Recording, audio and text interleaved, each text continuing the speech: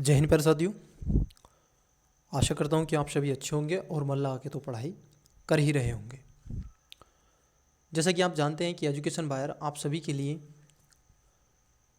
UPSC 2025 को target करते हुए हम आपसे यूपीएससी के लास्ट 10 इयर्स के पीवाईक्यू आपके साथ में डिस्कस कर रहे हैं। आज की क्लासेस में हम यूपीएससी का प्रीवियस क्वेश्चन पेपर 2017 का आपके साथ में डिस्कस करेंगे और जानने का प्रयास करेंगे कि यूपीएससी किस तरीके से आपसे क्वेश्चन पूछ रहा है और आपकी तैयारी क्या है। हम ये अप्रोच आपका डेवलप करने का प्रयास करेंगे कि अगर आपकी कोई कमी हो तो उसमें आप सुधार कर सकें। जैसा कि आप वाकिफ़ हैं और जानते हैं, मात्र आपके पास में ये आज 19 तारीख है और आप कह सकते हैं कि 66 दिन आपके पास में है। तो इस 66 दिन में आप कितना अच्छा कर सकते हैं, तो उसको लेकर के हम आपके साथ तत्पर हैं, आपकी समय समय पर मदद कर रहे हैं। तो स्टूडेंट्स, इन सब के अलावा लास्ट 10 इयर्स के यूपीएससी के तो हम प्रीवियस क्वेश्चन पेपर आपके साथ में चर्चा कर रहे हैं और आपको प्रोवाइड करवा रहे हैं। इन सब की पीडीएफ टेलीग्राम पर एजुकेशन बायर सिविल सर्विस के नाम की आईडी है, जिसका लिंक डिस्क्रिप्शन में दे के रखा है। साथ ही साथ इन सब के अलावा हम आपसे दृष्टि आईएएस और विजन आईएएस की यूपीएससी प्रीलिम्स 2025 को टारगेट करते हुए निशुल्क और फ्री में टेस्ट सीरीज भी प्रोवाइड करवा रहे हैं। जी हाँ, आपने सही सुना, निशुल्क और फ्री में आपको ये टेस्ट सीरीज हम आपसे पहले डिस्कस करते हैं, इस क्लासेस में आपको बताते हैं, आपसे यहाँ पर वो टेस्ट लिया जाता है, इसी चैनल पर आपके साथ वो चलता है, क्लासेस चलती हैं। अब तक हमने दृष्टि आईएएस के लगभग 13 से 14 टेस्ट ले लिए हैं, सीसैट के 4 टेस्ट ले लिए हैं, विजन आईएएस के भी 12-13 टेस्ट हमने आपसे डिस्कस कर लिए हैं और उन सभी का पीडीएफ आपको कहाँ मिलेगा? टेलीग्राम पर मिलेगा। स्टूडेंट्स, अगर आप भी हमारे एजुकेशन बायर सिविल सर्विस यूट्यूब चैनल पर पहली बार आए हैं और चैनल को सब्सक्राइब नहीं किया है तो कर लीजिएगा, वीडियो को लाइक कर दीजिएगा, दोस्तों के साथ में शेयर करना मत भूलिएगा। ये पेपर हम आपसे हिंदी इंग्लिश दोनों लैंग्वेजेस में डिस्कस करने का प्रयास करते हैं। आइए तो, और देखिए, मैं आपको हर बार बताता हूँ कि जब भी आप क्वेश्चन को अटैम्प्ट्स लें तो क्वेश्चन को अटैम्प्ट्स करने से पहले वीडियो को पॉज करें और उसका राइट आंसर आप कमेंट्स करें और ये ज़रूर बताइएगा आपकी एक्यूरेसी कितनी है और आप कितने क्वेश्चन अटैम्प्ट करते हैं और कितने आपके राइट होते हैं। ठीक है, आजकल मैं देख रहा हूँ कि बहुत कम स्टूडेंट्स जवाब दे पाते हैं। देखिए, डरना नहीं है, पहली बात तो मैं आपको बता रहा हूँ, मुझे यूपीएससी का पिछले 4-5 साल का जो अनुभव है वो मैं आपके साथ में शेयर करता हूँ। डरना एकदम नहीं है, प्रीलिम्स की परीक्षा से नहीं डरना है, मेन से नहीं डरना है, इंटरव्यू से, किसी से नहीं डरना है, किसी से मतलब किसी से नहीं डरना है। आप तैयारी कर रहे हैं, तैयारी कीजिए, जहाँ आपकी कमी हो उस पर फोकस कीजिए, बाकी चीज़ें छोड़ दीजिए, अपने आप होती चली जाएंगी। जो कमियां हैं आप में उनको सुधारते चलिएगा। जिस टॉपिक्स में, जिस सब्जेक्ट में, जहाँ से भी मिले आपको, यूट्यूब से, गूगल से, ठीक है, किसी भी टीचर्स के थ्रू, किसी भी आप देखोगे वेबसाइट से, अगर आपका कॉन्सेप्ट क्लियर होता है तो आप करें, मेरा कहने का तात्पर्य है। बट मल्टीपल टाइम रिवीजन करते चलिएगा। ये 65-66 दिन आपके पास में है और पूरी जान झोंक दीजिएगा इसमें। थोड़ा सा बाबू सोना मोना 2 महीने के बाद कर लीजिएगा, इट इज़ बेटर। अन्यथा फिर आप जानते ही हैं यूपीएससी एक पंचवर्षीय योजना भी तैयार कर देती है। तो चलिए समय न गवाते हुए क्वेश्चन की तरफ बढ़ते हैं। पहला क्वेश्चन आपकी स्क्रीन पर आइए, देखिए क्वेश्चन क्या है। क्वेश्चन है, भारत की संसद के संदर्भ में निम्नलिखित कथनों पर विचार कीजिए। 2 स्टेटमेंट है। पहला, गैर सरकारी विधेयक एक ऐसा विधेयक है जो संसद के ऐसे सदस्य द्वारा प्रस्तुत किया जाता है जो निर्वाचित नहीं किंतु भारत के राष्ट्रपति द्वारा नाम निर्दिष्ट है। नंबर 2, हाल ही में भारत की संसद के इतिहास में पहली बार एक गैर सरकारी विधेयक प्रस्तुत किया गया है। उपयुक्त कथनों में से कौन सा यह से सही है या फिर है? ऑप्शन नंबर ए केवल 1, बी केवल 2, सी 1 और 2 दोनों, डी ना तो 1 ना ही 2।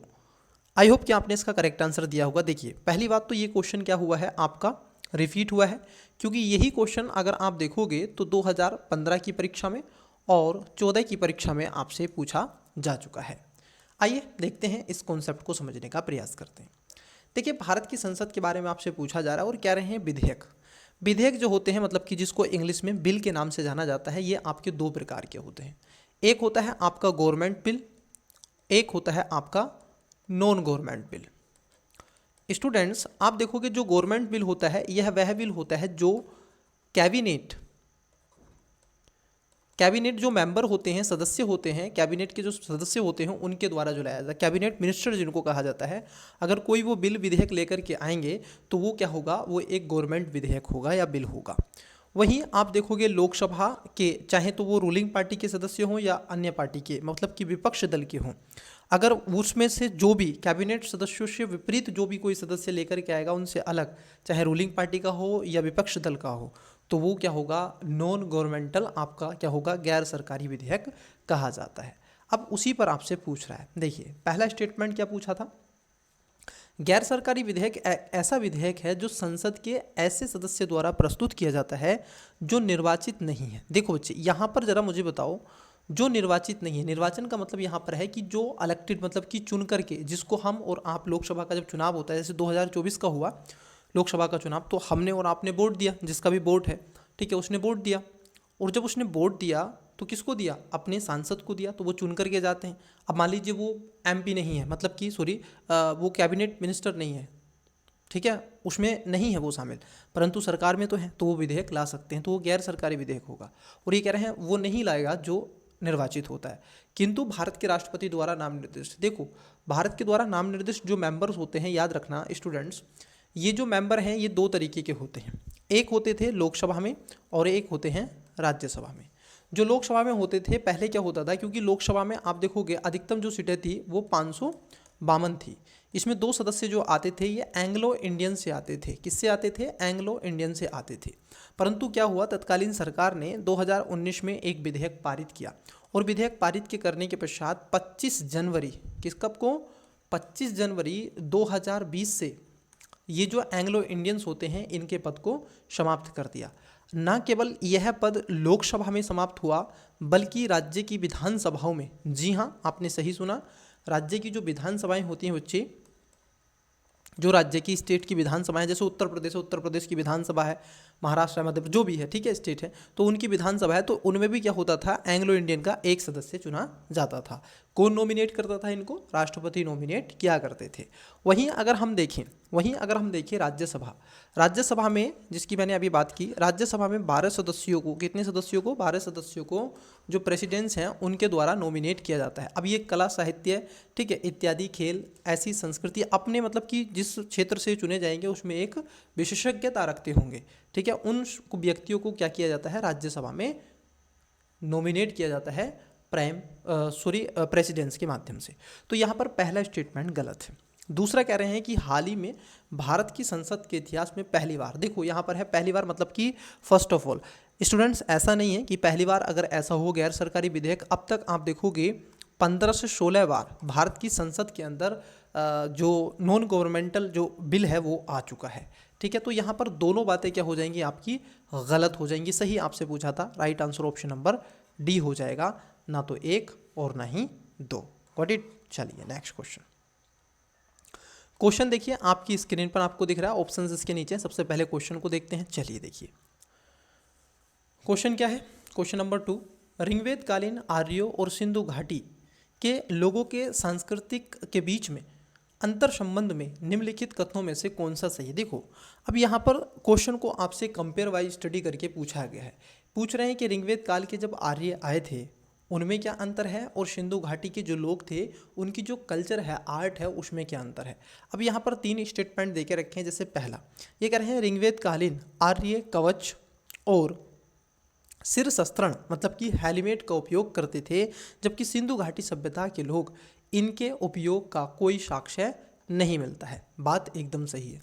आज की मूवीज़ जब आप देखते हैं, ठीक है, जो इतिहास पर आधारित होती हैं, ठीक है, तो उन मूवी में आपको खास तौर पर एक कवच दिखता है ड्रेसिंग वाला, ठीक है, जो सैनिक होते हैं तो वो लोहे का ऐसे जाल सा होता है, मुकुट होता है, उसको लगा लेते। तो उसकी बात, ये जो आर्य समुदाय के लोग हुआ करते थे, जो आप देखोगे मध्य पूर्व एशिया से आए थे, जिनको आर्य के रूप में कहा जाता है, तो उसमें वो लगाया करते थे। जबकि जो सिंधु घाटी सभ्यता के लोग थे उनके पास इसका कोई साक्ष्य प्रमाण नहीं मिलता है।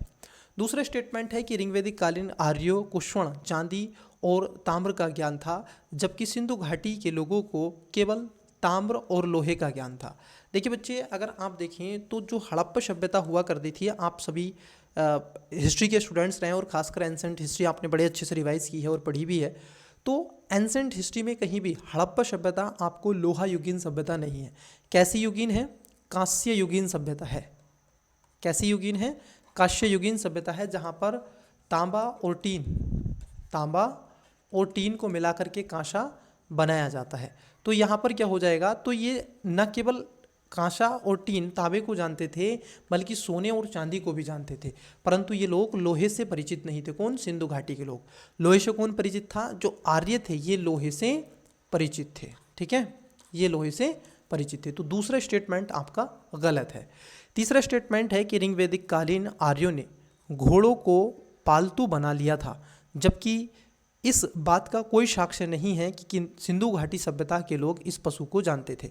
देखो, इस पर थोड़ा क्वेश्चन मार्क आपको लग जाएगा, क्योंकि सूतकांगे डोर से अगर आप देखोगे, सूतकांगे डोर जो इसका पूर्वी वाला पश्चिमी जो क्षेत्र है, जो आज का पाकिस्तान के नीचे ईरान वाला जो क्षेत्र है, ठीक है, आप जाओगे तो अरब सागर वाले क्षेत्र के ऊपर, ठीक है, तो उन क्षेत्रों में सूतकांगे डोर था। तो वहाँ पर घोड़ा जो होता है, ठीक है, अगर हम घोड़े की बात कर लें तो घोड़े की वहाँ पर हड्डी मिली है। क्या मिली है?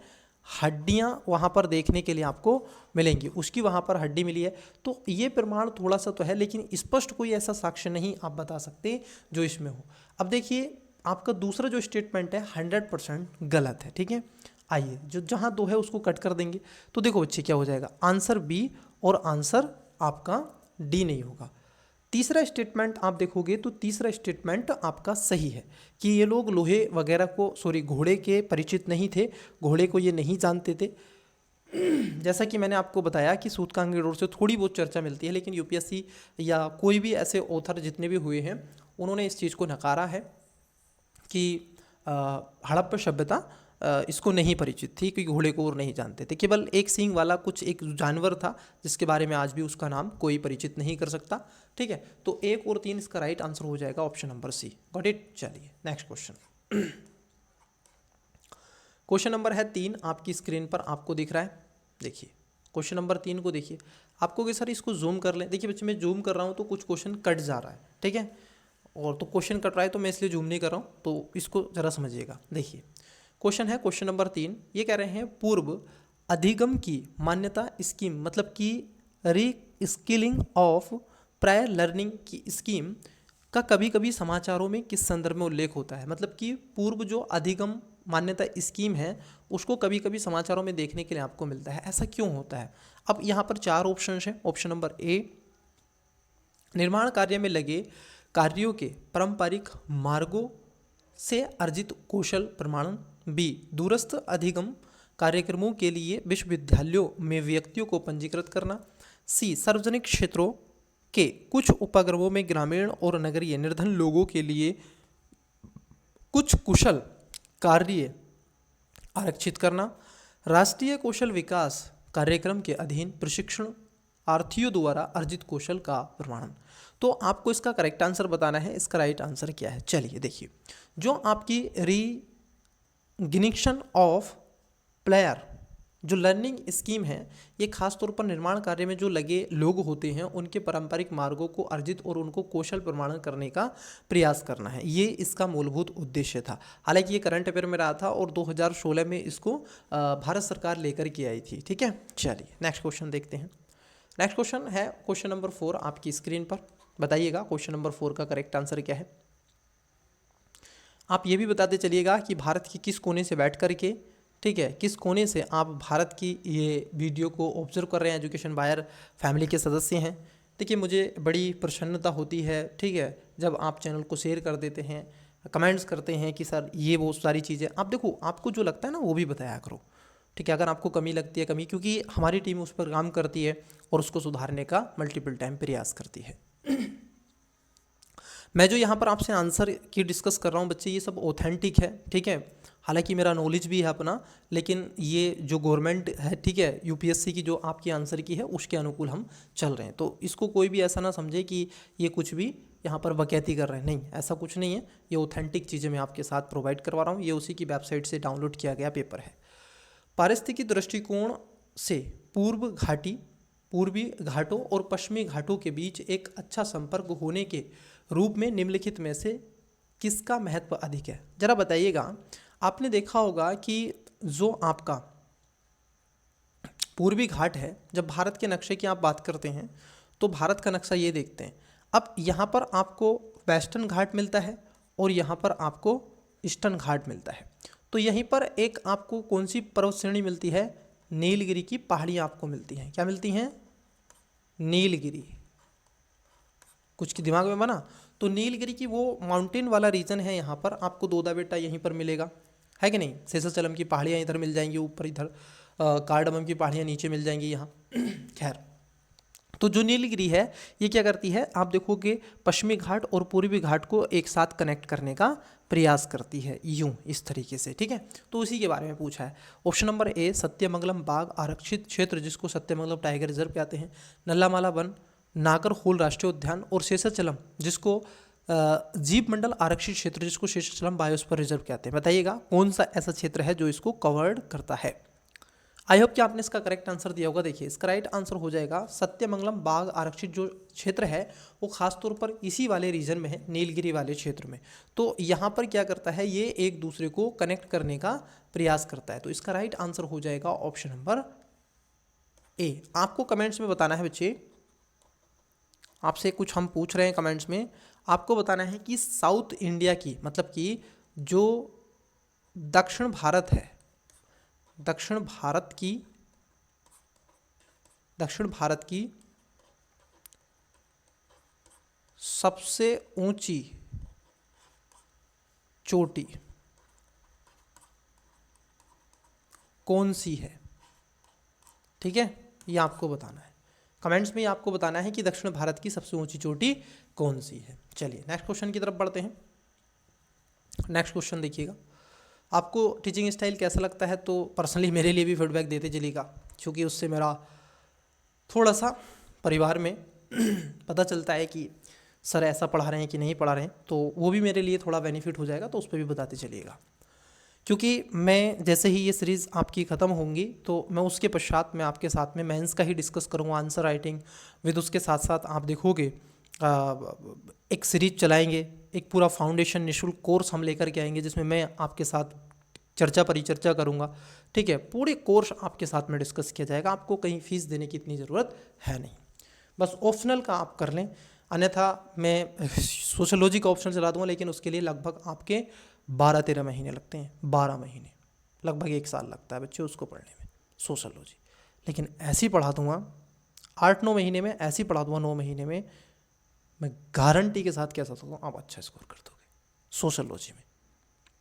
क्योंकि सोशलॉजी मेरा भी ऑप्शनल सब्जेक्ट रहा है और मैंने उसको बड़ा कंठस्थ तरीके से, मैं इनमें नहीं बाढ़ता हूँ, छेड़खानी नहीं करता हूँ। नहीं तो कई बार क्या होता है ना, टीचर क्या होता है उसी सब्जेक्ट को ज़्यादा प्रेफर करते हैं जो उनका ऑप्शनल रहा हो, बट मेरा तो सोशलॉजी रहा है, तो ऐसा नहीं है, ठीक है। चलिए देखिए क्वेश्चन क्या है।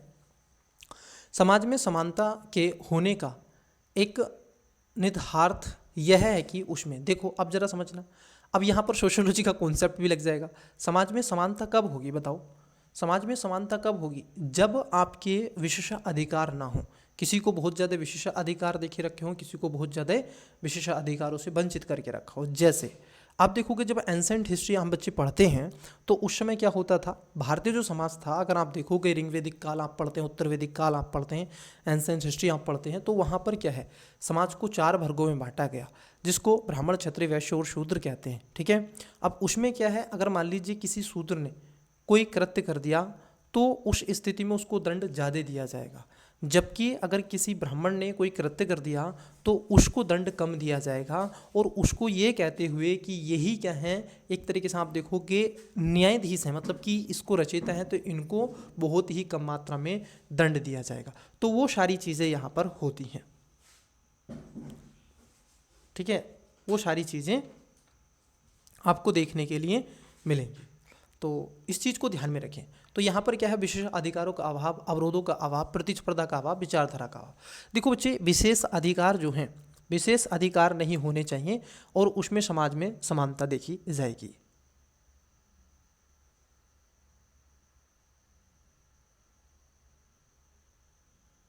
ठीक है, तो इसका जो करेक्ट आंसर हो जाएगा ऑप्शन नंबर ए इसका राइट आंसर हो जाएगा। Got it. चलिए नेक्स्ट।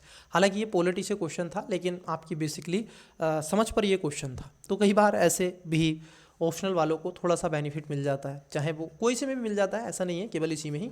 तो आपका पॉलिटी में, इकोनॉमी में, ज्योग्राफी में दो ज़्यादा लेते हैं स्टूडेंट्स जो ऑप्शनल लेते हैं, एक पॉलिटी और एक हिस्ट्री। ठीक है, बाकी का सोशोलॉजी आज के समय में स्कोरिंग है, बहुत अच्छा स्कोर कर रहा है। हिंदी माध्यम से ज़्यादा आप देखोगे, अगर आप हिंदी साहित्य लेते हैं तो उससे ज़्यादा स्कोर कर रहा है इस समय सोशोलॉजी ऑप्शनल, तो इसको ध्यान में रखना।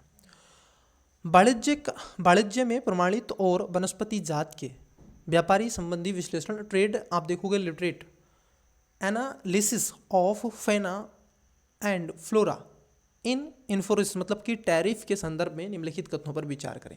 अब देखो बच्चे, टैरिफ के बारे में क्वेश्चन पूछा गया है। टैरिफ क्यों लाया गया है, क्या आपको मालूम है टैरिफ क्यों लाया जाएगा, बताइएगा। टैरिफ का उद्देश्य होगा कि सर ये जो वन्य जीव या वनस्पति हैं, इनका जो व्यापार किया जाता है तो उसको ये क्या कर सके, निगरानी रख सके। ठीक है, उसके बारे में। तो टैरिफ संयुक्त राष्ट्र पर्यावरण कार्यक्रम के अंतर्गत, मतलब कि यूनाइटेड नेशन एनवायरनमेंट के अंतर्गत एक ब्यूरो है। नंबर 2, टैरिफ का मिशन यह सुनिश्चित करना है कि वन्य पादपों और जंतुओं के व्यापार से प्राकृतिक संरक्षण को खतरा ना हो।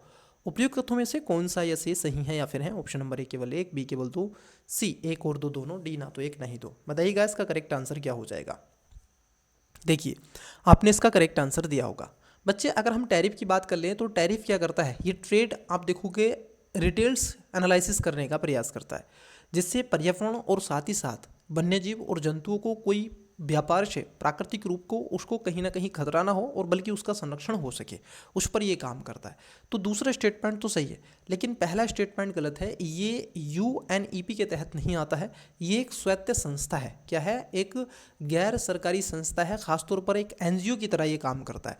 तो यहाँ पर जो आपका पहला स्टेटमेंट गलत है, सही आपसे पूछा है तो ए आंसर नहीं होगा, सी आंसर नहीं होगा, correct answer option number B हो जाएगा, केवल 2 इसका राइट आंसर हो जाएगा। Got it. चलिए, आपको यहाँ पे क्या पढ़ना था, अब ये इंग्लिश वाले बच्चे बताएंगे। क्वेश्चन नंबर 1 का 3 का राइट आंसर दे देंगे, 4 का 5 का राइट आंसर दे देंगे, 2 का राइट आंसर देंगे और 6 का राइट आंसर देंगे। ठीक है, चलिए देखो, अगला क्वेश्चन है आपकी स्क्रीन पर, क्वेश्चन नंबर 7।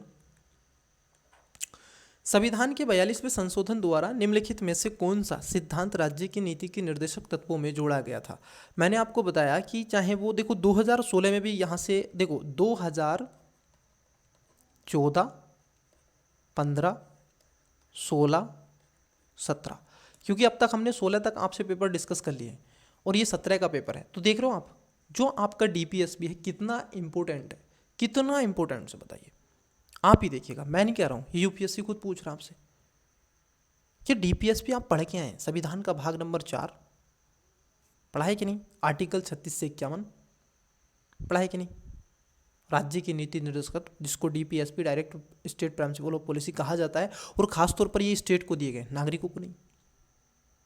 ठीक है, जिससे वेलफेयर स्टेट की एक अवधारणा को सुनिश्चित करने का प्रयास यहाँ पर राज्य करता है।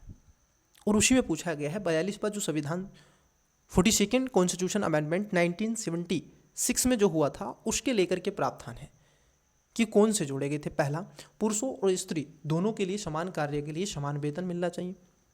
संविधान का आर्टिकल कौन सा बताइएगा? उद्योगों के प्रबंधन में कामगारों की सहभागिता, काम, शिक्षा और सार्वजनिक सहायता पाने का अधिकार, श्रमिकों के लिए निर्वहन योग्य वेतन एवं काम की मानवीय दशाएं सुरक्षित करना। तो ये आपको बताना है।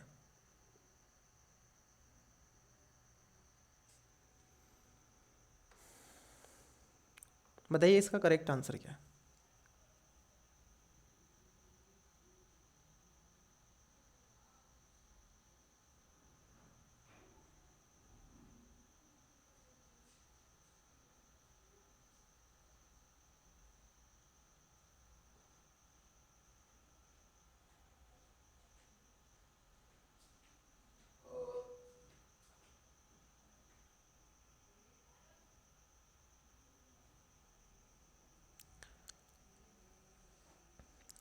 तो देखो यहाँ पर जो अगर आप देखोगे इसका जो करेक्ट आंसर हो जाएगा बच्चे, ये जो उद्योगों के प्रबंधन में कामगारों की जो सहभागिता है, आप इंडस्ट्री तो लगाएं लेकिन उसके लिए खास तौर पर क्या होगा कि कामगारों का भी प्रबंधन होना चाहिए, है ना।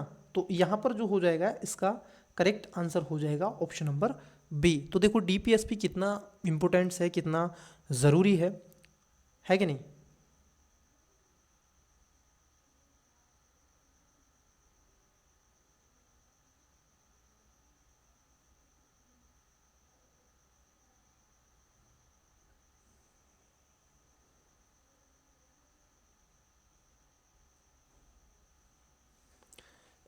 नेक्स्ट क्वेश्चन की तरफ बढ़ते हैं, चलिए क्वेश्चन नंबर 8 है।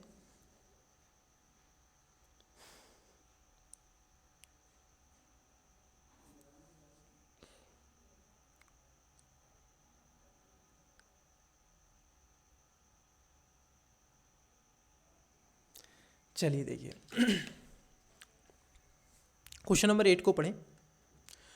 क्वेश्चन नंबर 8 में कह रहे हैं कि निम्नलिखित कथनों में से कौन सा एक सही है, मतलब कि आपसे राइट पूछा है। अब इसमें ऑप्शंस क्या देके रखे हैं, अब देखो ये भी क्वेश्चन क्या है, पॉलिटी से रिलेटेड है।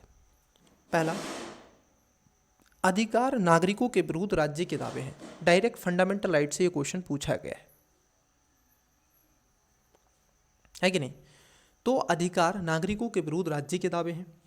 दूसरे में कह रहे हैं कि अधिकार वे विशेष अधिकार हैं जो किसी राज्य के संविधान में समाविष्ट हैं। अधिकार राज्य के विरुद्ध नागरिकों के दावे हैं। और डी में कह रहे हैं अधिकार अधिकांश लोगों के विरुद्ध कुछ नागरिकों के विशेषाधिकार हैं। बताओ, आपने फंडामेंटल राइट्स पढ़े होंगे, आप बहुत करते रहते हैं sir fundamental rights fundamental rights fundamental rights. तो बताओ बेटा, आपके सामने 2017 यूपीएससी प्रीलिम्स का क्वेश्चन पेपर रखा हुआ है और ये फंडामेंटल राइट से ही क्वेश्चन पूछा गया है। और कई स्टूडेंट्स कहते हैं कि सर मैंने लक्ष्मीकांत पढ़ लिया, मैंने आप देखोगे ये रिवाइज कर लिया, वो रिवाइज कर लिया। तो बेटा बताओ फिर क्या क्या आपने रिवाइज कर लिया है, क्या क्या आपने रिवाइज नहीं किया है, बताइएगा। चलिए देखो, जब आप लक्ष्मीकांत पढ़ते हैं तो वहाँ पर फंडामेंटल राइट पढ़ते हैं तो उसकी लगभग दूसरी तीसरी लाइन में ही आपको मिलेगा कि जो अधिकार क्या है, अधिकार राज्य के विरुद्ध क्या है, नागरिकों के दावे हैं। क्योंकि हमने संविधान को अधिकार दिए। देखो क्या हुआ है, इस बात को ध्यान में रखना, हमने संविधान को अधिकार दिए हैं और ये संविधान क्या करता है, राज्य को अधिकार देता है। याद है, आप कई बार देखने के लिए आपको मिलेगा क्वेश्चन कि अब ये वाला स्टेटमेंट समझना, हमने संविधान को अधिकार दिया, क्योंकि संविधान हमने बनाया है ना कि संविधान ने हमें बनाया है। और यही संविधान किसको शक्ति दे रहा है, राज्य को। तो यहाँ पर सबसे ज़्यादा ऊपर कौन है, कौन, हम, मतलब कि भारत के नागरिक, देश के नागरिक, देश के लोग, तो उनके दावे हैं कौन, अधिकार। समझना, इस चीज़ को ध्यान में रखना है, ये चीज़ को आपको ध्यान में रखना है। तो अधिकार किसके हैं, राज्य के विरुद्ध नागरिकों के दावे। ऐसा नहीं है कि राज्य आपके अधिकारों को दबाने का प्रयास करेगा और कुछ भी मनमानी करने का प्रयास करेगा।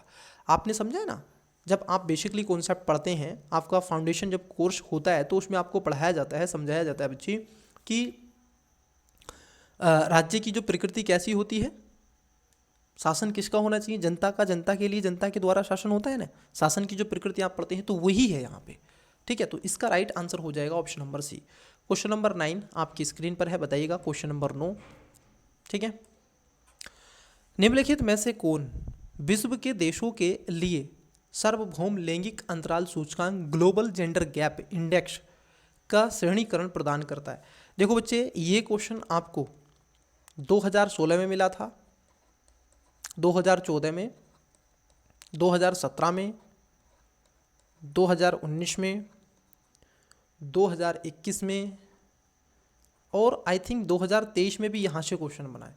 मतलब कि इस चैप्टर से जो आपका जेंडर गैप इंडेक्स है, ठीक है, ये question multiple time repeat question हुआ है, लेकिन एक फॉर्मेट नहीं, डिफरेंट डिफरेंट तरीके से हुआ है, ठीक है, लेकिन रिपीट तो हुआ ही है। देखिए, विश्व आर्थिक मंच बी, यूएन का जो मानव अधिकार परिषद, यूएन वुमन और विश्व स्वास्थ्य संगठन। बताइएगा, सार्वभौमिक जो आपका ग्लोबल जेंडर गैप इंडेक्स है उसकी बात यहाँ पर पूछी जा रही है। आई होप कि आपने इसका राइट आंसर कमेंट्स में किया होगा। देखिए, आंसर आप दोगे तो उससे आप ही का भला है, ध्यान रखना। अगर आपका क्वेश्चन गलत भी होता है, मान लो आपका क्वेश्चन गलत होता है, तो आप सीखोगे कि सर ये मैंने क्यों लगाया है, ये तो इसका सही है। क्या आपके दिमाग में ये उठा था? जिस तरीके से मैं आपके दिमाग पे फोकस कर रहा हूँ, आपको झंझोड़ रहा हूँ, आपको बता रहा हूँ कि बच्चे इस पर थोड़ा फोकस क्या करो, इस पर थोड़ा सा ध्यान दो। तो जो आपका ग्लोबल जेंडर गैप इंडेक्स निकालता है, आप देखोगे तो राइट आंसर हो जाएगा ऑप्शन नंबर ए। आपको कमेंट्स में बताना है कि 2024 के जो ग्लोबल जेंडर गैप है, global gender gap index, global gender gap index मतलब कि जीजीआई। अब इस जीजीआई में भारत की रैंक क्या है, इस रैंक के बारे में आपको बताना है कमेंट्स में कि भारत की इसमें रैंक क्या है और ये किन किन अवधारणाओं को देखता है, मतलब कि ये किस किस अवधारणा को। तो ये आर्थिक, पॉलिटिशियन, ठीक है, लगभग इकोनॉमिकल, पॉलिटिकल और सोशल, कई ऐसे फैक्टर को ये क्या करता है, वुमेन को देख करके जब बताता है कि ये यहाँ पर इस देश और राष्ट्र के अंदर पिछड़े हुए हैं, ठीक है। चलिए, तो बताइएगा भारत की जो रैंकिंग है 2024 के अनुसार कितने स्थान पर है। 10वें नंबर का क्वेश्चन है, स्मार्ट इंडिया हैकथॉन 2017 के संदर्भ में निम्नलिखित कथनों में से कौन सा ये सही है या फिर है। 3 स्टेटमेंट है। पहला, यह हमारे देश के प्रत्येक शहर को एक दशक में स्मार्ट सिटी के रूप में विकसित करने के लिए केंद्र द्वारा प्रायोजित एक स्कीम है। जरा समझना, प्रत्येक शहर को कितने में, हमारे देश के एक दशक में, मतलब कि 10 वर्षों में। भारत सरकार का लक्ष्य था, क्या लक्ष्य था, हर घर योजना के माध्यम से आप देखोगे जैसे स्वच्छ भारत अभियान मिशन था, आज का तो नहीं है स्वच्छ भारत अभियान मिशन, 2015-16 का है। क्या बच्चे आपको लगता है कि भारत स्वच्छ हो गया? अगर स्वच्छ हो जाता तो भारत की दिल्ली एनसीआर जिसमें हम और आप रहते हैं वो स्वच्छ हो गई होती। आज भी पूर्ण रूप से उसमें मिलता है आपको कूड़ा करकट, और ये कह रहे हैं एक दशक में करना है प्रत्येक शहर को। कर सकते हैं क्या? नहीं ना, नहीं कर सकते। इंदौर का आप कहते हैं स्मार्ट सिटी, ठीक है, कुछ हैं ऐसे, लेकिन आप इसको तो नहीं कह सकते। फिर भी हम रहने देंगे, दूसरा स्टेटमेंट पढ़ेंगे। यह हमारे देश की अनेक समस्याओं का समाधान करने के लिए नई डिजिटल प्रौद्योगिकी नव प्रवर्तनों के अभिज्ञान की एक पहल है। नंबर 3, यह एक कार्यक्रम है जिसका लक्ष्य एक दशक में हमारे देश में सभी वित्तीय लेन देनों को पूरी तरह से डिजिटल करना है। क्या आपका जो स्मार्ट इंडिया हैकथॉन है, इसका उद्देश्य यह है कि सभी वित्तीय लेन देनों को क्या है, पूरी तरीके से डिजिटल करना है। आज भी हुआ है क्या? भारत सरकार ई-रुपीज़ लेकर के आई, जो आपका सेंट्रल जो आपका सीबीडीसी है उसको लेकर के आई, सीबीडीसी जिसको हम करते हैं डिजिटल जो करेंसी है। क्या ऐसा हुआ? नहीं ना। अब देखो, जहाँ 3 नंबर है उसको कट कर दो, आंसर ऑटोमेटिकली आ जाएगा। तो इसमें आप देखोगे ए आंसर नहीं होगा, सी आंसर नहीं होगा, डी नहीं होगा, क्योंकि यहाँ पर इनमें सब में 3 है। राइट आंसर क्या? Option number B. तो पहला भी आपका गलत है, दूसरा स्टेटमेंट इज करेक्ट। क्योंकि जो स्मार्ट इंडिया हैकथॉन लेकर के भारत सरकार आई थी, तो इसने क्या किया था, हमारे देश में कई ऐसी समस्याएं हैं और उन समस्याओं का समाधान करने के लिए नई डिजिटल प्रौद्योगिकी और नव प्रवर्तनों का एक अभिज्ञान है, जहाँ पर कई आपको नॉलेज एक हब के रूप में ये देखने के लिए मिलेगा। तो इसका जो करेक्ट आंसर होगा option number B, question number 10 का करेक्ट आंसर हो जाएगा। तो बच्चे ये आपका अप्रोच होना चाहिए, इस तरीके से भी आप क्या कर सकते हैं, आप क्वेश्चन को समझ सकते हैं। कई ऐसे देखो, प्रीलिम्स में एक बड़ी आसानी चीज़ क्या है, जरा समझना। प्रीलिम्स में एक आसान चीज़ क्या है, मेरी बात को जरा समझना। प्रीलिम्स में आंसर सामने है 4 ऑप्शनों में, आपको केवल ये पैनिक निगाह से उस बारीक दृष्टिकोण से देखना है। और बारीक दृष्टिकोण कब पैदा होता है? जब आप मल्टीपल टाइम यूपीएससी के PYQ लगाते हैं, टेस्ट सीरीज सोल्व करते हैं, लगभग आप 5 से 10 हज़ार क्वेश्चन सोल्व कर लेते हैं और पढ़ने की आपको बहुत अच्छी स्किल होती है, हैबिट होती है, तब आपकी वो निगाह पहन जाती है, आपकी जो नज़र है वो क्वेश्चन को पढ़ने का जो दृष्टिकोण है वो बदल जाता है, और आप उस भीड़ में से, उस लगभग आप देखोगे 10 से 15-20 लाख की जो भीड़ होती है यूपीएससी की, 5 से 6 लाख की जो, तो उससे बाहर मतलब कि अलग होते हैं, यूनिक होते हैं, और आप उसी क्वेश्चन को टिक करते हैं जो सही होता है। और ये प्रैक्टिस से आता है। और प्रैक्टिस कैसे, हम आपके साथ करा रहे हैं। सेशन को जितना हो सके शेयर करते रहो। देखो क्वेश्चन नंबर 11 और इकोनॉमी से क्वेश्चन है। मौद्रिक नीति, एमपीसी पढ़े हो, मॉनेटरी पॉलिसी, टाइटनिंग, हॉकिस और डेविस पढ़ा होगा कॉन्सेप्ट। अब पढ़ लेना नहीं पढ़ा है तो, क्योंकि इसको नए फॉर्मेट में पूछ लेता है। जैसे 2022 में क्या पूछा था, नीर और रीर पूछा था, वो इसी के हैं, एक्सचेंज रेट है ना। खैर वो अलग के विषय हैं, आइए इस पे देखो। मौद्रिक नीति समिति, जिसको आप देखोगे मॉनेटरी पॉलिसी कमेटी कहा जाता है, एमपीसी के संबंध में निम्नलिखित कथनों में से कौन सा ये से सही है। अब 3 स्टेटमेंट है। पहला, यह आरबीआई की मानक बेंचमार्क ब्याज दरों का निर्धारण करती है। नंबर 2, यह एक 12 सदस्य निकाय है जिसमें आरबीआई का गवर्नर शामिल है तथा प्रत्येक वर्ष इसका पुनर्गठन किया जाता है। नंबर 3, यह केंद्रीय वित्त मंत्री की अध्यक्षता में कार्य करती है। पूछा गया है नीचे दिए कूट का प्रयोग कर सही उत्तर चुनें, केवल एक, बी 2, एक और 2, सी केवल 3 और डी 2 और 3। वीडियो को पोस्ट करके इसका राइट आंसर बताएं। चलिए, आपने मॉनेटरी पॉलिसी पढ़ा होगा बच्चे, ठीक है। इसको 2 तरीके से जाना जाता है। एक होती है डियर मॉनेटरी पॉलिसी, जिसको हम कहते हैं संकुचनकारी, संकुचित, और एक है प्रसारवादी। अब प्रसारवादी में क्या होता है, bank rate, repo rate, reverse repo rate, SLR, CRR, ठीक है, ये सब क्या है, एसडीएफ, इन सबको कम किया जाता है। और संकुचन में क्या है, इन सभी को बढ़ा दिया जाता है। अब उसी पर ये बात कर रहा है। और ये सब होता है इन्फ्लेशन या फिर डी इन्फ्लेशन को, स्टैक इन्फ्लेशन को, कोर इन्फ्लेशन को, हेडलाइन इन्फ्लेशन को, ये सब आपको कॉन्सेप्ट पता होना चाहिए। सब कॉन्सेप्ट है जो मैं मुँह से बोल रहा हूँ, ऐसा नहीं है कुछ भी बोल रहा हूँ मैं, ये सब यूपीएससी के अकॉर्डिंग मैं बोल रहा हूँ। तो देखो यहाँ पर अगर पहले स्टेटमेंट की बात कर लें तो यह आरबीआई का एक बेंचमार्क दर होता है, ब्याज दरें होती हैं। और इससे क्या होता है, हम निर्धारित कर लेते हैं कि हैं मार्केट के अंदर कितनी लिक्विडिटी होगी और कितनी लिक्विडिटी नहीं होगी। दूसरे स्टेटमेंट में कह रहे हैं कि 12 सदस्य निकाय है। बच्चे 12 सदस्य निकाय नहीं होती है, ये 6 सदस्य निकाय होती है। इसमें 3 सदस्य आरबीआई से चुन करके आते हैं और 3 ही सदस्य आप देखोगे गवर्नमेंट ऑफ इंडिया से आते हैं। और इसमें वित्त जो मंत्री होता है वो शामिल होता है। इधर आरबीआई के गवर्नर और डिप्टी गवर्नर होते हैं, लेकिन इसकी देखरेख कौन करते हैं, डिप्टी गवर्नर करते हैं। Cut it. और ये खास तौर पर आपने ये भी देखा होगा, ये प्रत्येक वर्ष नहीं, ये एक वर्ष में आप देखोगे लगभग 4 बार, हालांकि 2 महीने में होनी चाहिए, लेकिन 4 बार होना तय, 4 बार तो ये होगी, एक बार नहीं होती। तो दूसरा स्टेटमेंट तो इसमें सरासर गलत है। तीसरा स्टेटमेंट अगर हम देखें, यह केंद्रीय वित्त मंत्री की अध्यक्षता में कार्य करता है। क्या यह आपको केंद्रीय वित्त मंत्री की अध्यक्षता में काम करता है?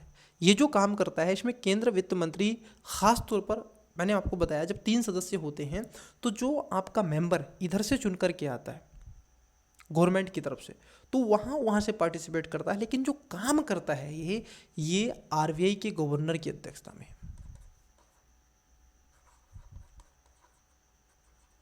ठीक है, तो तीसरा स्टेटमेंट गलत है, दूसरा भी गलत है, पहला इसमें सही है। करेक्ट आंसर ऑप्शन नंबर ए हो जाएगा। Got it. चलिए नेक्स्ट क्वेश्चन नंबर है आपका 12। वीडियो को पॉज करके राइट आंसर देने का प्रयास करें। अब देखो, मणिपुरी संकीर्तन के बारे में पूछा गया है। मैं कहूँगा कि आज संकीर्तन के बारे में पूछा गया है तो कल मणिपुर की लेक के बारे में पूछा जा सकता है, मणिपुर के मैपिंग के बारे में क्वेश्चन पूछा जा सकता है कि नहीं। उसी मणिपुर में मैं आपको बता दूं, एक जानी मानी आईपीएस अधिकारी 2023 बैच की उन्होंने पुनः दोबारा दिया था, आप समझ के होंगे नाम, मैं दिव्या तंवर। तो वो 2023 में उन्होंने दिया था अटेम्प्ट, तो उस समय उनको आईएएस का आ रहा था, लेकिन किन्हीं कारणवश उनको आईपीएस मिला, तो इसी मणिपुर में है वो। उनको जो कैडर मिला है मणिपुर कैडर में, वो आईपीएस अधिकारी हैं। और ख़ास तौर पर ये भी ध्यान रखना, खास तौर पर मणिपुर अभी चर्चाओं में भी है, वहाँ पर राष्ट्रपति शासन लगा हुआ है और आप इस बात से वाकिफ है, तो ये इम्पोर्टेंस हो जाता है।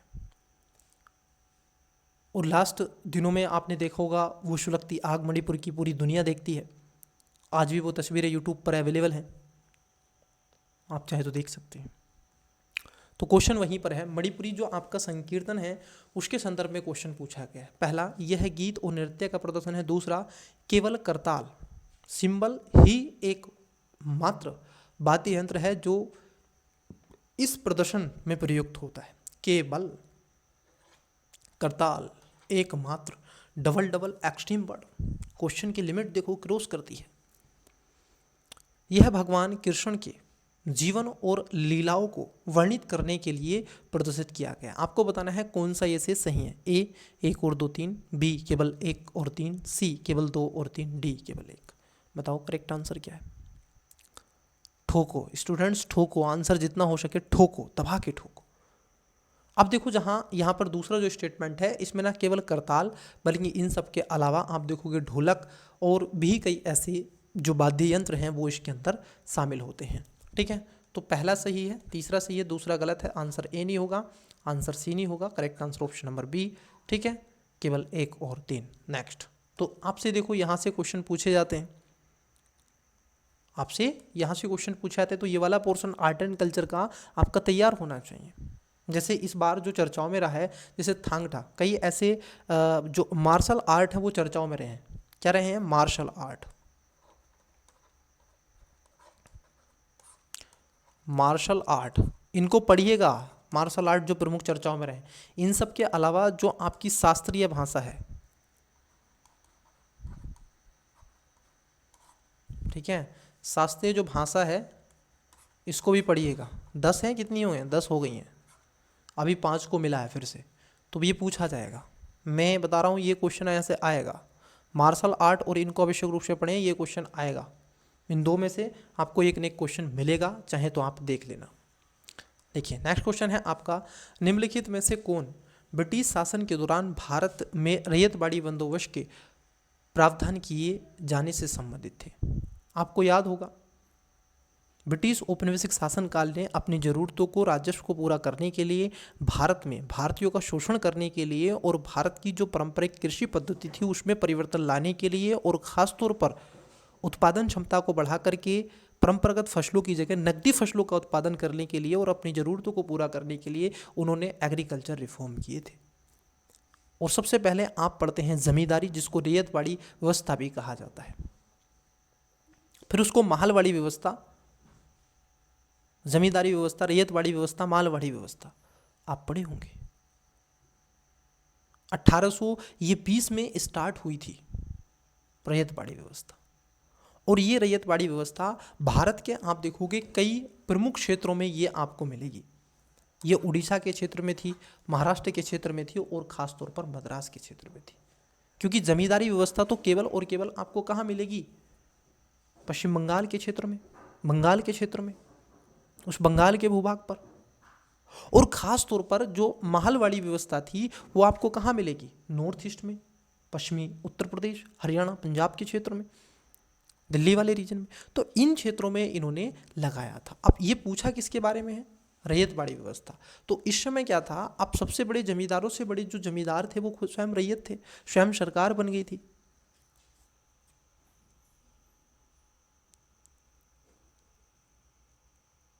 यहां पर स्वयं सरकार बन गई थी।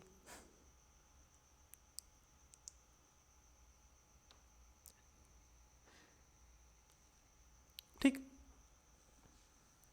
और जो भारतीयों की भूमि थी उसको खास तौर पर इन्होंने बिक्री योग्य बना दिया ताकि वो अपनी ज़रूरतें और आवश्यकताओं को पूरा कर सके, क्योंकि हमें राजस्व की दर वृद्धि करनी है। यहीं से तो भारत की लूट इसको ही तो कहते हैं।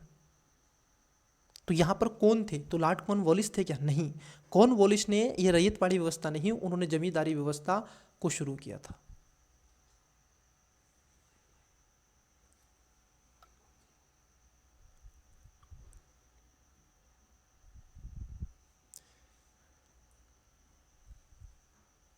लॉर्ड कॉर्नवालिस ने खासतौर पर आप देखोगे जमींदारी व्यवस्था को शुरू किया था, जिसमें आप पढ़ते हैं 1/11,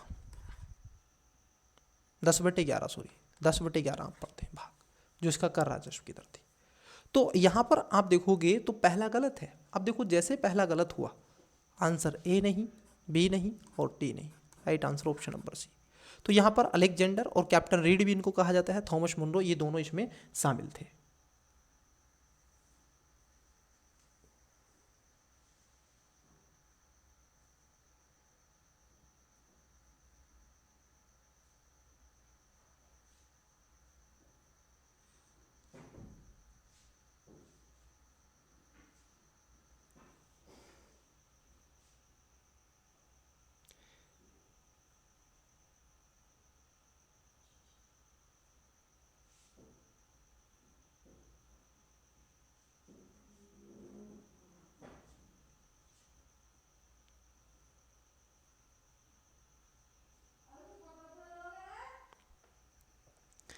तो देखिए नेक्स्ट क्वेश्चन की तरफ बढ़ते हैं। इंग्लिश मीडियम करेक्ट आंसर बताइएगा।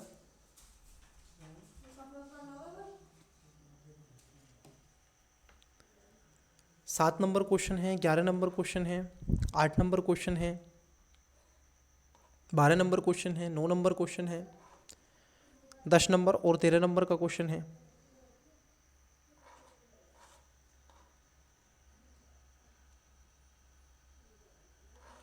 चलिए 14 नंबर का क्वेश्चन, वीडियो को पोस्ट करके राइट आंसर दें।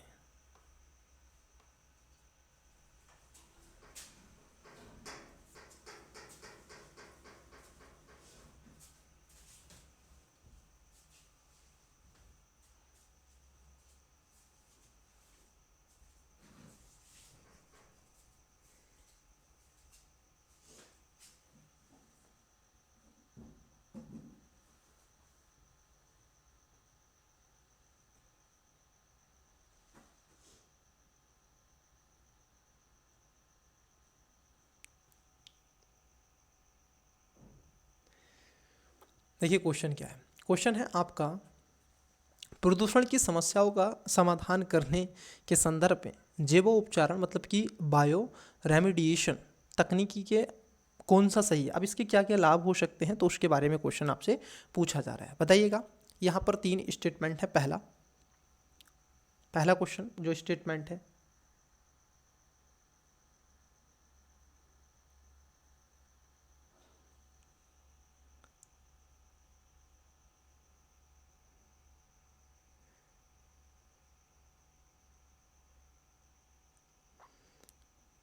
ठीक है, देखो यह प्रकृति में घटित होने वाली जैव निम्नीकरण प्रक्रिया है जो संवर्धन कर प्रदूषण को स्वेच्छा करने की मतलब कि स्वच्छ करने की तकनीक है। दूसरे में कह रहे हैं कैडमियम और लेड जैसी भारी धातुओं से युक्त किसी भी प्रदूषक संदूषक को सूक्ष्म जीवों के प्रयोग से जैव उपचार द्वारा सहज ही पूरी तरह से उपचारित किया जा सकता है। क्या आपको लगता है कि ये पूरी तरीके से किया जा सकता है? ज़रा देखिएगा, बहुत ही ईजी है, ज़्यादा कुछ है नहीं इसमें, बहुत इजी है बच्चे। तीसरा है जैवोपचार के लिए विशेष अभिकल्पित सूक्ष्म जीवों और सर्जन करने के लिए आनुवांशिक जेनेटिक इंजीनियरिंग का उपयोग किया जा सकता है। जी हाँ, ये तो 100% है। दूसरा इसमें गलत है। अब देखो जहाँ 2 है, option B, option D. Correct answer option number C इसका राइट आंसर हो जाएगा। Got it.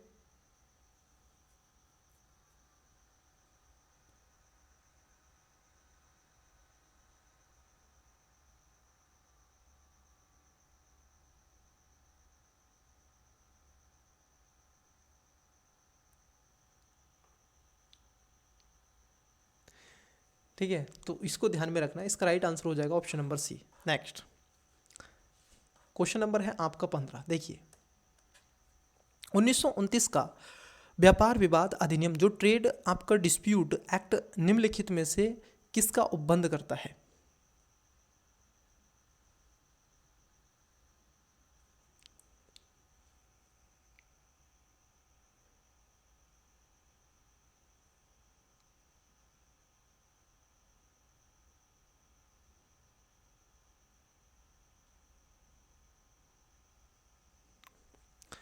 देखिए ये जो विवाद को लेकर के जो आपका ट्रेड डिस्प्यूट एक्ट था ये लाया गया है। अब इसको लेकर के क्या है कि ज़रा थोड़ा सा समझिएगा ये क्यों ऐसा है। देखिए उद्योगों के प्रबंधन में कामगारों की भागीदारी, दूसरे में उद्योग झड़पों के दमन के लिए प्रबंधन के पास मतलब कि जो मनमानी की शक्ति थी, या व्यापार विवाद की स्थिति में ब्रिटिश न्यायालय द्वारा हस्तक्षेप अधिकरणों जिसकी ट्रिब्यूनल्स की प्रणाली तथा हड़तालों पर रोक थी।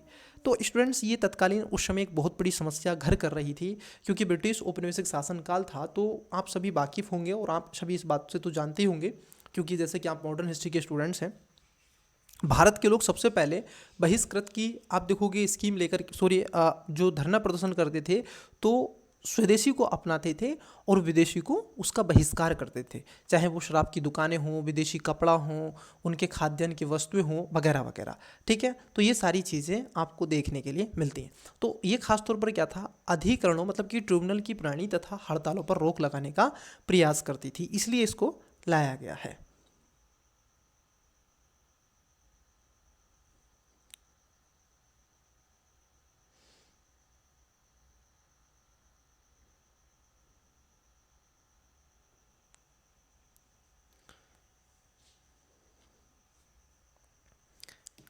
इसलिए इसको क्या है, लाया गया है। तो इसको क्या है, ध्यान में रखना है। तो इसका करेक्ट आंसर क्या था, ऑप्शन नंबर आपका डी राइट आंसर हो जाएगा। Got it. चलिए नेक्स्ट क्वेश्चन नंबर है 16। स्थानीय स्वशासन की सर्वोत्तम व्याख्या यह की जा सकती है कि यह एक प्रयोग है। स्थानीय स्वशासन याद होगा, स्थानीय स्वशासन किसकी बात करता है। स्थानीय स्वशासन आप समझते हैं ना, स्वशासन के 3 चरण आपने देखे होंगे, सभी पॉलिटी के स्टूडेंट्स रहे हैं। एक है आपकी संघीय स्तर पर, एक है आपकी राज्य स्तर पर, एक है आपकी स्थानीय स्तर पर। क्या है ये सब, सरकार।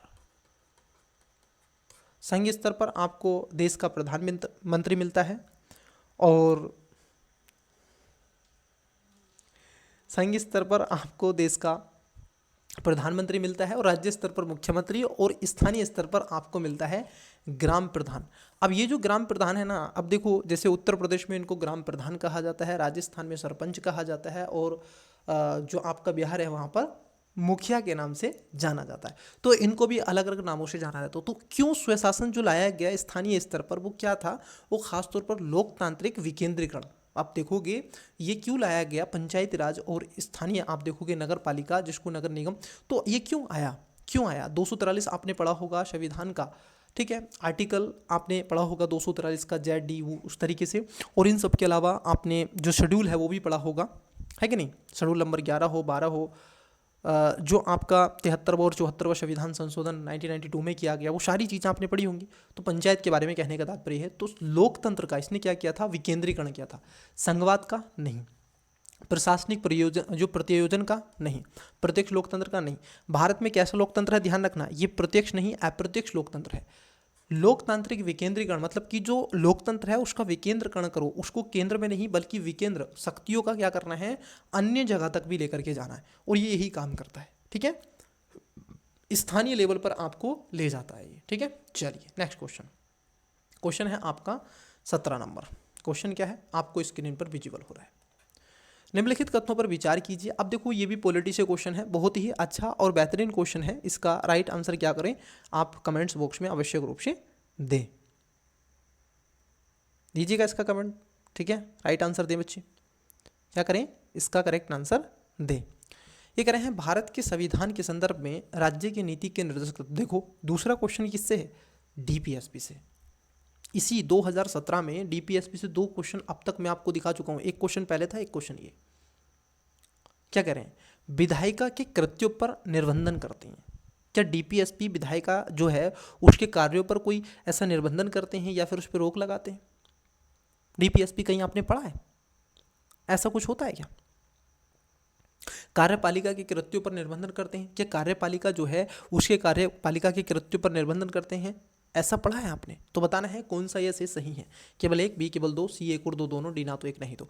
स्टूडेंट्स देखिए, अगर आप देखेंगे तो यहाँ पर दोनों ही ये गलत है। करेक्ट आंसर हो जाएगा ऑप्शन डी। काम इससे नहीं चलेगा, ऑप्शन डी से काम इससे चलेगा जब आपको विधायिका कार्यपालिका की बात की जाती है। तो संविधान का एक आर्टिकल आपने पढ़ा होगा, आर्टिकल 50, आर्टिकल आपने 50 पढ़ा होगा, और उस आर्टिकल में आपने 3 टर्मिनोलॉजी को समझा होगा, जिसको मैं जेल के नाम से लिखता हूँ, JEL लिखता हूँ। इसको बोलते हैं जुडिशरी, एग्जीक्यूटिव जिसको कार्यपालिका कहते हैं, लेजिस्लेटिव, जिसको विधायिका कहते हैं। अब यहीं पर क्या है, आर्टिकल 50 कहता है सेपरेशन ऑफ पावर, जिसको शक्ति का पृथक्करण या डिवीजन ऑफ पावर की बात करता है। मतलब कि ये क्या करेंगे, ये एक दूसरे की शक्ति में हस्तक्षेप नहीं करेंगे, एक दूसरे के हस्तक्षेप नहीं करेंगे, ठीक है, बल्कि क्या करेंगे, सहयोग करेंगे, पार्टिसिपेट करेंगे, लेकिन हस्तक्षेप नहीं करेंगे, एक दूसरे की शक्ति का उल्लंघन नहीं करेंगे। अगर जुडिशरी का नाम है न्याय व्यवस्था, न्यायपालिका न्याय करेगी, कार्यपालिका काम करेगी और विधायिका लॉ एंड ऑर्डर बनाएगी, मतलब कि विधान बनाने का काम करेगी, विधि बनाने का काम करेगी। ये ध्यान में रखना। तो यहां पर करेक्ट आंसर हो जाएगा ऑप्शन नंबर डी। आपसे ये क्वेश्चन भी पूछा गया है, सेपरेशन ऑफ पावर, ठीक है। तो मैं अब देखिएगा, ये बड़ी ही इजी वे से चीजें आपकी हो जाएंगी। आइए नेक्स्ट क्वेश्चन देखते हैं। देखिए क्वेश्चन क्या है, बहुत ही इजी सा क्वेश्चन है, और क्वेश्चन मैं आपको हमेशा बताता चलता हूँ, ब्रिक्स से क्वेश्चन पूछा था 2016 में। आइए जरा देखिएगा, फिर से ऐसा क्वेश्चन है। समाचारों में आने वाला डिजिटल एकल बाजार कार्यनीति डिजिटल सिंगल मार्केट स्ट्रेटजी पद किसे निर्दिष्ट करता है? जरा बताइएगा, वीडियो को पॉज करके इसका राइट आंसर देने का प्रयास करिएगा। आई होप कि आपने इसका करेक्ट आंसर दिया होगा। ऑप्शन नंबर ए आसियान को, बी ब्रिक्स को, और सी यूरोपियन यूनियन को, और डी G20 को। अब कई बच्चे यहां पर फंसे हैं, कई बच्चे यहां पर फंसे हैं, क्योंकि यहां पर कह रहे हैं डिजिटल सिंगल मार्केट स्ट्रेटजी। अब ये कौन लाएगा ऐसा? क्या आपको लगता है ब्रिक्स लेकर के आएगा? इसमें जिसमें ब्राजील हो, रसिया हो, इंडिया हो, चाइना हो, साउथ अफ्रीका, अब तो ब्रिक्स प्लस हो रहा है, आसियान 10 कंट्री जो आप समझते हैं दक्षिण, ठीक है, पूर्व की जो कंट्री हैं, Vietnam, Laos, Cambodia, Thailand, Indonesia, Malaysia, Philippines, पढ़ें क्या नहीं ये यूरोपियन यूनियन या G20, याद है G20 के कुछ कंट्री, नाम तो आपको याद होगा। G20 भी एक्सपेंड कर रहा है अब तो, इसमें भी कई सदस्य आपके शामिल हो गए हैं, ठीक है। तो इसका जो करेक्ट आंसर है, ये जो डिजिटल सिंगल मार्केट स्ट्रेटजी लेकर के आया, ये खासतौर पर यूरोपियन यूनियन लेकर के आया, क्योंकि यूरोपियन यूनियन का उद्देश्य क्या है, वित्त को लेकर के, बाजार की व्यवस्था को बढ़ावा देना। तो ये मार्केट को बढ़ावा देता है और फाइनेंशियल इनको बढ़ावा देता है। तो दोनों यहाँ पर करेक्ट, ऑप्शन नंबर क्या हो जाएगा, सी इसका राइट आंसर हो जाएगा। Got it. नेक्स्ट क्वेश्चन है आपका 19 नंबर, आपकी स्क्रीन पर आपको क्वेश्चन दिख रहा है 19 नंबर। भारत में एक ऐसा स्थान है, अब देखो कई बार ऐसे क्वेश्चन भी थ्योरी दे देगा यूपीएससी और आपसे पूछने का प्रयास करेगा कि मैं आपको एक थ्योरी दे रहा हूँ, अब आप बताओ ये किसके बारे में परिचर्चा में आपसे कर रहा हूँ। कुछ ऐसे भी क्वेश्चन यूपीएससी क्या करता है, आपसे दे देता है। देखिए क्वेश्चन क्या है,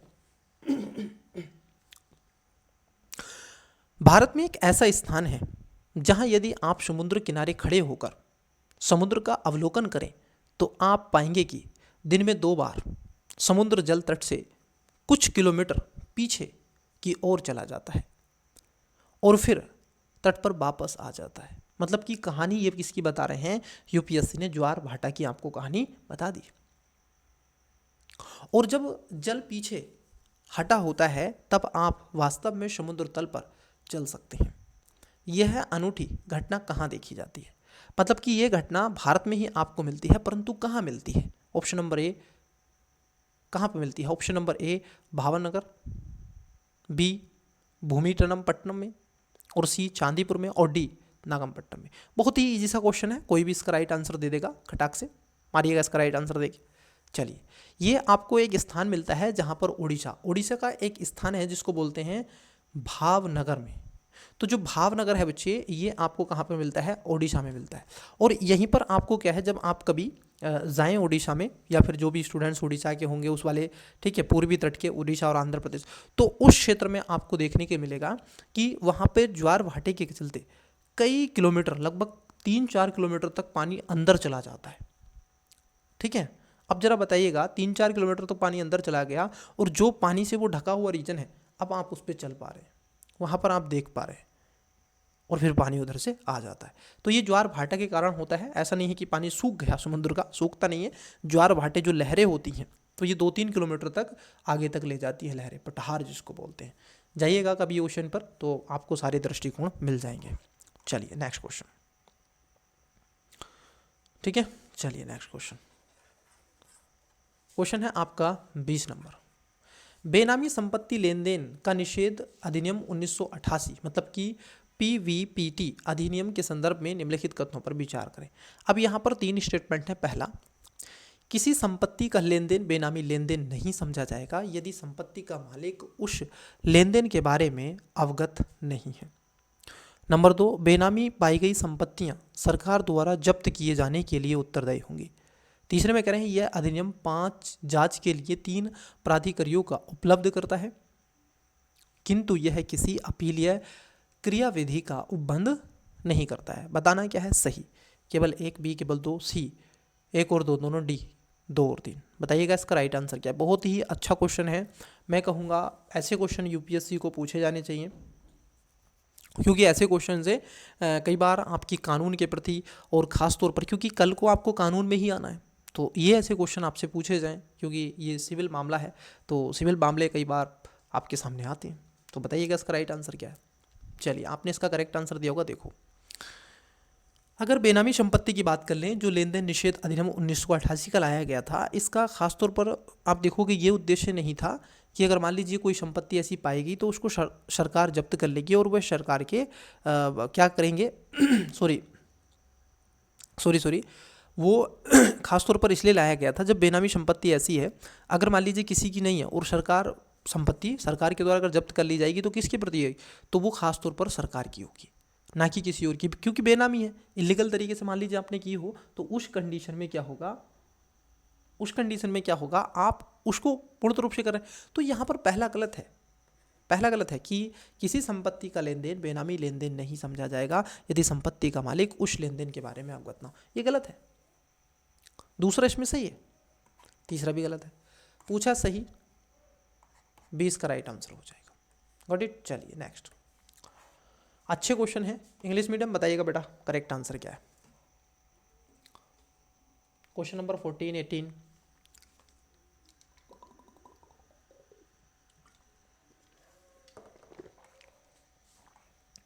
19, 15, 16, 20 एंड 17। क्वेश्चन नंबर है 21।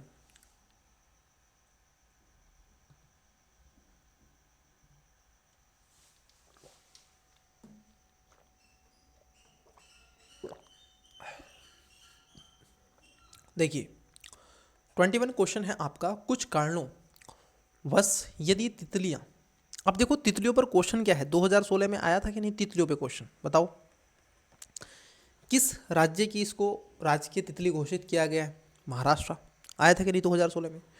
2017 में तितली से क्वेश्चन आ रहा है। 2000 आई थिंक 2000, अगर मैं गलत हूँ तो करेक्ट करिएगा, मतलब कि करेक्ट करिएगा, 2023 और 24 में भी क्वेश्चन यहाँ से आ रहा है, इसको ऑप्शंस में आपको मिलेगा, है कि नहीं। तो ये क्वेश्चन बनता रहता है बटरफ्लाई से। चलिए, तो ये कह रहे हैं कि कुछ कारणोंवश यदि तितलियां की प्रजाति, मतलब कि स्पीशीज की संख्या में बड़ी गिरावट हो जाए तो इसका या इसके संभावित परिणाम क्या हो सकता है या सकते हैं। आपको पता है, जो आप फल खाते हैं, एप्पल हो गया, बनाना हो गया, ठीक है, या फिर आप कुछ ऐसे स्कंद खाते हैं, सब्जियां खाते हैं, ठीक है, कुकुम्बर आप देखते हैं, ककड़ी आप देखते हैं, करेला आप देखते हैं, या फिर मैं कहूँ लौकी तोरी आप देखते हैं, कुछ ऐसी वेजिटेबल भिंडी आप देखते हैं, लेडी फिंगर जिसको हम कहते हैं।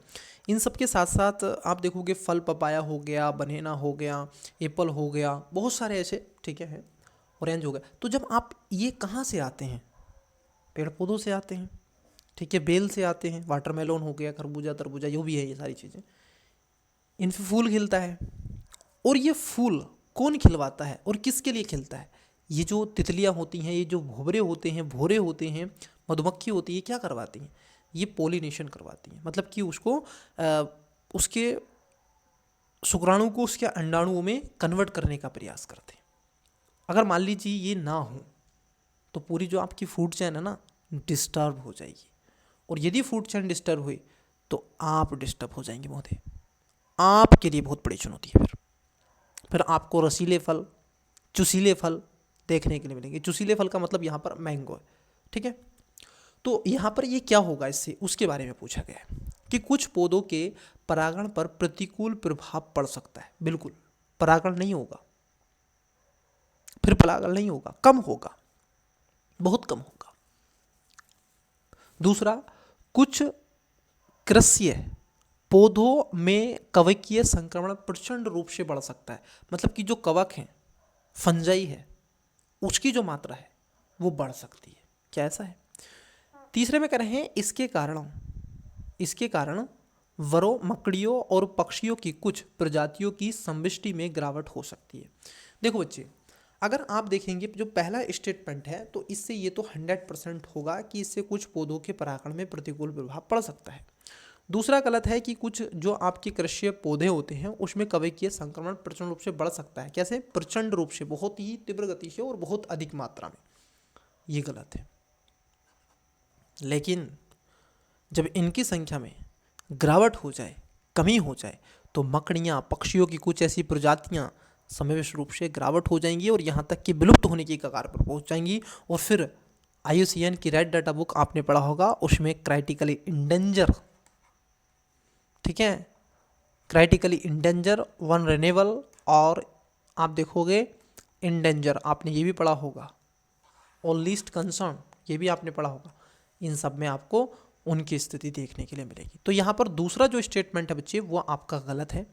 पहला और तीसरा यहाँ पर सही हो जाएगा। नंबर 2 कट कर दो, option B, option D, right answer option number C हो जाएगा। 1 और 3 गॉट इट। चलिए, इकोलॉजी इन्वायरमेंट से ये भी क्वेश्चन है और शैवाल से क्वेश्चन पूछा गया है। शैवाल आधारित जैव ईंधनों का उत्पादन संभव है, लेकिन इस उद्योग के संवर्धन में विकासशील देशों की क्या संभावित सीमाएं या सीमा है? मतलब कि आपने देखा होगा कि जो शैवाल होते हैं उनसे आधारित आप जैव ईंधन तो बना सकते हैं, लेकिन जो विकसित और विकासशील देश हैं, खासकर विकासशील देशों पर इन्होंने पूछा है, उनकी कुछ अपनी समस्याएं हैं, उनके कुछ अपने कंसर्न हैं, उनकी कुछ ऐसी प्रॉब्लम है या फिर लिमिटेशन है जिसकी वजह से वो नहीं कर सकते। जैसे पहला, शैवाल आधारित जैव ईंधनों का उत्पादन केवल समुद्रों में ही संभव है, महाद्वीपों पर नहीं। देखिए बच्चे, शैवाल दोनों जगह पैदा हो सकते हैं। ये आपको समुद्र में भी देखने के लिए मिलेंगे और ख़ास तौर पर शैवाल आपको कई ऐसे पौंड में भी मिल सकते हैं, आपको ये जो लेक होती है वहाँ पर भी देखने के लिए मिल सकते हैं। तो इसमें ये स्पष्ट नहीं है कि केवल और केवल इसी रीजन में आपको मिलेंगे, ठीक है। और यहाँ पर ओनली वर्ड का यूज कर दिया इन्होंने, तो पहला गलत है। शैवाल एक तरीके से इंडिकेटर मतलब कि स्पीसीज के रूप में काम करते हैं पोल्यूशन के, तो इसको ध्यान में रखना है। दूसरा है, शैवाल आधारित जैव ईंधन उत्पादन को स्थापित करने और इंजीनियरिंग करने हेतु निर्माण पूरा होने तक उच्च स्तरीय विशेषज्ञता प्रौद्योगिकी की जरूरत होती है। जी हाँ, ये बात सही है, क्योंकि ये हाईली टेक्नोलॉजी, मतलब कि एक तरीके से जो नवाचार और गुणवत्ता युक्त ऐसी टेक्नोलॉजी होनी चाहिए जिससे इसको आगे बढ़ाया जा सके। आर्थिक रूप से व्यवहार्य उत्पादन के लिए बड़े पैमाने पर सुविधाओं की स्थापना की जा आवश्यकता होती है, जिससे पारिस्थितिकी एवं सामाजिक सरोकार उत्पन्न हो सकते हैं। तो ये बात भी आपकी क्या है, सही है। देखो यहाँ पर पहला जो स्टेटमेंट है वो गलत है, दूसरा और तीसरा स्टेटमेंट आपका सही है। तो पहला गलत है, तो करेक्ट आंसर होगा ऑप्शन नंबर बी, 2 और 3 गॉट इट। चलिए नेक्स्ट क्वेश्चन देखते हैं। क्वेश्चन नंबर है आपका 23, बताइएगा वीडियो को पोस्ट करके राइट आंसर 23 का। 23 राइट आंसर दें। निम्नलिखित में से कौन से राष्ट्रीय पोषण मिशन, नेशनल न्यूट्रिशन मिशन के उद्देश्य हैं? अभी देखो, जो नेशनल न्यूट्रिशन मिशन है ये क्यों और ज़्यादा इम्पोर्टेंट हो जाता है ऐसे मिशन, क्योंकि आपको पता है 2023 को मिलेट्स के रूप में बनाया गया था, अंतर्राष्ट्रीय मिलेट्स बनाया गया था। तो क्वेश्चन वहाँ से बने तो हैं, मेंस में क्वेश्चन बना है वहाँ से, परंतु 2024 में UPSC ने मिलेट्स से क्वेश्चन बहुत कम पूछा, उसके स्पेसिफिक कोई ऐसी फसल से पूछ लिया, क्रॉप से पूछ लिया। तो अब मुझे जो लगता है क्वेश्चन यहाँ से आपका बन सकता है, ऐसी मुझे वाइब आ रही है UPSC के पिछले कुछ क्वेश्चनों को देखते हुए कि मिलेट्स वैश्विक स्तर पर और देश के प्रधानमंत्री के स्तर पर, और अब तो नए चेयरमैन भी बने हैं, और जब नए चेयरमैन बनते हैं ना UPSC के, तो बस समझ लिए कुछ ना कुछ होता है, ठीक है। तो जैसे आपने फॉर्म नहीं भरवाया गया आपसे, ये ध्यान रखना, UPSC ने, ये नए चेयरमैन बने ना तो उन्होंने अपना दिखाया।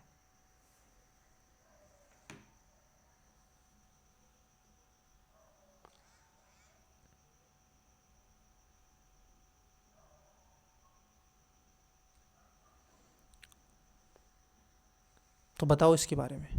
गर्भवती महिलाओं तथा स्तनपान कराने वाली माताओं के कुपोषण से संबंधित जागरूकता उत्पन्न करना। दूसरे में कह रहे हैं छोटे बच्चों, किशोरियों तथा महिलाओं में रक्तलापता की घटना को कम करना। बाजार मोटा अनाज तथा अपरिकृत चावल के उपभोग को बढ़ाना और मुर्गी के अंडे के उपभोग को बढ़ाना। क्या आपको लगता है, बताइएगा।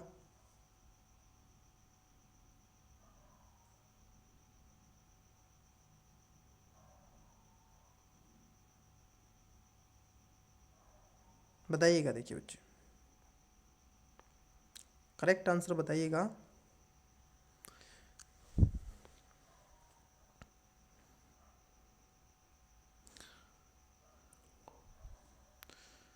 बताइएगा इसका करेक्ट आंसर क्या है। देखो, जब ये न्यूट्रिशन मिशन जो आपका लाया गया नेशनल न्यूट्रिशन मिशन है, अगर आप इसको देखें तो इसको जब आप समझते हैं तो कई चीज़ें आपको देखने के लिए यहाँ पर मिल जाएंगी। ठीक है, क्या मिलेंगी?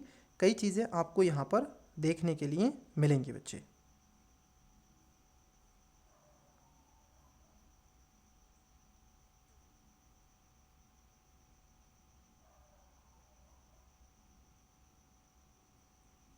वन सेकेंड रुकिएगा स्टूडेंट्स।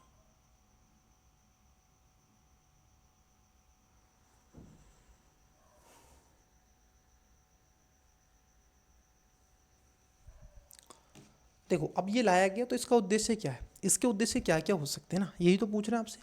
मुझे बताइएगा, क्या यह चावल के उपभोग को बढ़ावा देने का प्रयास करेगा? नहीं करेगा, तो 3 नंबर उसे कट करो। बी आंसर नहीं होगा, डी आंसर नहीं होगा। क्या मुर्गी के अंडे को बढ़ावा देने का प्रयास करेगा भारत सरकार, तत्कालीन सरकार? क्या आपको लगता है कि मांसाहार को बढ़ावा देगी? एग्जिट रूप से नहीं देगी, यहाँ से तो एग्जिट करेगी। पहला और दूसरा मतलब कि गर्भवती महिलाओं तथा स्तनपान कराने वाली जो माताएं हैं उनके कुपोषण संबंधी जागरूकता को उत्पन्न करना और ख़ासतौर पर छोटे बच्चों, किशोरियों और महिलाओं में रक्तलापता की जो घटना है उसको कम करना है। ठीक है, तो यहाँ पर क्या हो जाएगा, पहला और दूसरा सही है, करेक्ट आंसर ऑप्शन नंबर ए हो जाएगा, बाकी इसमें गलत है। तो मिलेट्स भी आपको कंज्यूम करना चाहिए बच्चे, आवश्यक रूप से करना चाहिए। मैं तो आपको ज़रूर कहूँगा कि बीच बीच में मिलेट्स को भी क्या है, कंज्यूम करते रहें।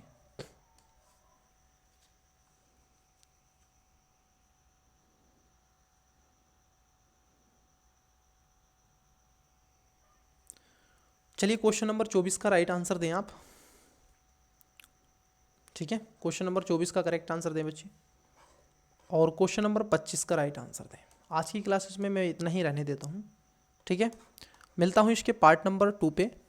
मुझे क्लास जानबूझ के रोकनी पड़ रही है, कुछ ऐसे कारण हैं। ठीक है, तो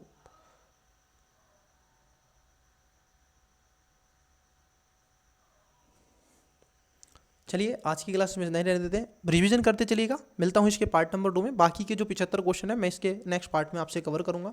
तब तक के लिए all the best, bye. Revision करते चलिएगा, इसके बाद में सीसैट का आपको क्लास प्रोवाइड करवाया जाएगा। चैनल को सब्सक्राइब और शेयर कर दीजिएगा, लाइक कर दीजिएगा। क्लास कैसी लगी कमेंट में ज़रूर बताइएगा। चलिए बाय।